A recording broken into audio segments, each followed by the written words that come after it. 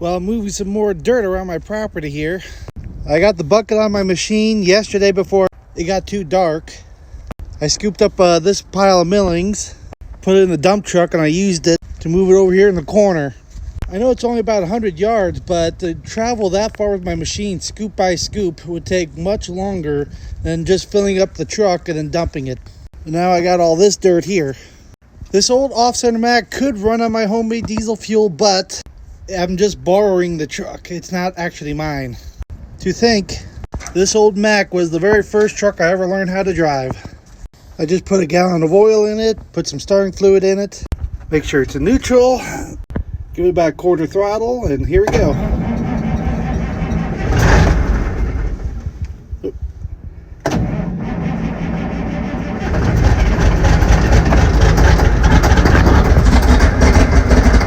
Lives again. When I first learned how to drive this truck, I could barely reach the pedals, and it was a little bit better shape. But it does still run. While that's warming up and airing up, get this started up. There we go. And to think my first machine I ever operated was just like this. It was an old John Deere. Scoop the dirt! Throw the dirt! Well, my machine shut off and I just figured out why. It just nothing but rust coming out of the tank. So I gotta clean the fuel filters and everything. Yep, just tons of rust from the fuel tank. I'll be honest, I've never changed the fuel filters on the machine since I got it about 3 years ago. But now I know there's a lot of rust in the fuel tank, so I'm either going to clean it out or take the fuel tank for my parts machine, which I know this tank is good.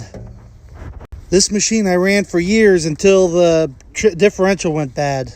But it's all good. The machine has 2 fuel filters and a screen. It keeps everything from getting clogged up inside the injection pump. That's what they're there for. Like, a lot of people were wondering, like, how does my homemade diesel fuel affect the injectors, like clog them up and stuff? Well, they don't. You got the regular fuel filters on your machines and your vehicles. So this is the primary fuel filter, which it's still original from the factory. It's like just a roll of string or yarn on like a perforated pipe. That's all the primary filter is, and that's how they were from the factory. Secondaries are more modern. This one has been replaced a long time ago, but it has been.